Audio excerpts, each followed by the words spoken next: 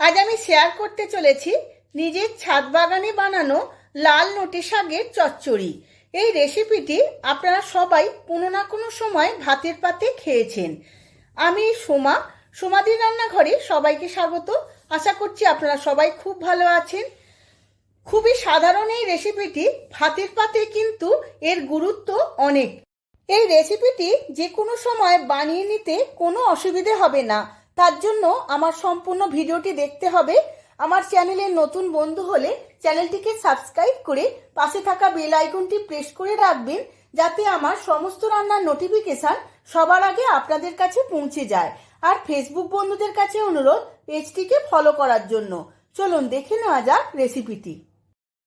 কড়া বসিয়ে নিয়েছিলাম, কড়ার মধ্যে দিয়ে দিলাম 3 চামচ সর্ষের তেল।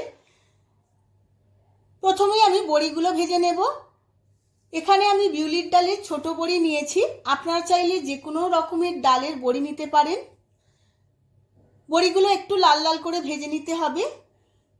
ভাজা হয়ে গেছে, এবার তেল ছেঁকে তুলে নেব।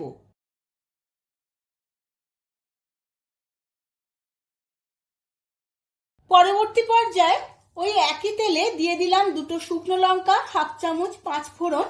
ফোড়নটা খুব ভালো করে ভেজে নিয়েছি। এখন এর মধ্যে দিয়ে দিলাম সরু করে লম্বা করে কেটে রাখা 2 আলু। আলুটা আমি লাল লাল করে ভেজে নেব।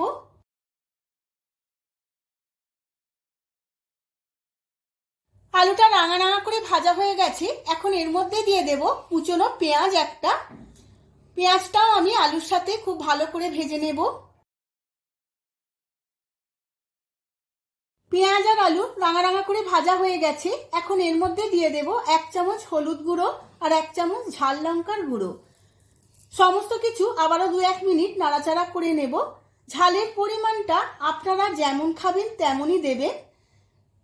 সমস্ত উপকরণগুলো ভালো করে ভাজা হয়ে গেছে। এখন দিয়ে দেব কেটে রাখা লাল নোটে শাক।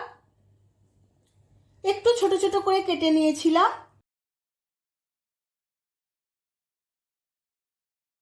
সমস্ত উপকরণগুলোর সাথে নোটে শাকটা আমি 2-1 মিনিট নাড়াচাড়া করে নেব।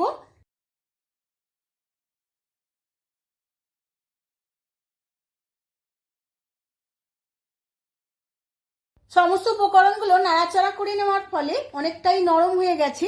এখন এর মধ্যে দিয়ে দিলাম 1 চামচ জিরের গুঁড়ো, দেব 1 চামচ চিনি আর দেব স্বাদ মতো নুন। সমস্ত কিছু আবারও 2-1 মিনিট মিশিয়ে নেব। এই সময় আমি কোনো রকম জল ব্যবহার করব না, শাক থেকে জল বেরোবে। এখন আমি চাপা দিয়ে 5 মিনিট সেদ্ধ হতে দেব। 5 মিনিট রান্না করে নেওয়ার ফলে অনেকটাই সেদ্ধ হয়ে গেছে। এখন আমি দিয়ে দেব ভেজে রাখা বড়িগুলো।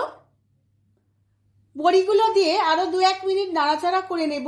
যেটুকু ময়েশ্চার আছে এই বড়িগুলো টেনে নেবে, তাহলে বেশ ঝুরঝুরে একটা শাকের চচ্চড়ি হয়ে যাবে। আমার একদম রেডি হয়ে গেছে লাল নোটে শাকের চচ্চড়ি। আমি ভাতের সাথে সার্ভ করে নিলাম। দেখুন বন্ধুরা, এই রকম রেসিপি নতুন নতুন পেতে হলে আমার চ্যানেলটিকে অবশ্যই সাবস্ক্রাইব করবেন। ভিডিওটা যদি ভালো লেগে থাকে ভিডিওটিতে প্রচুর প্রচুর লাইক শেয়ার করবেন।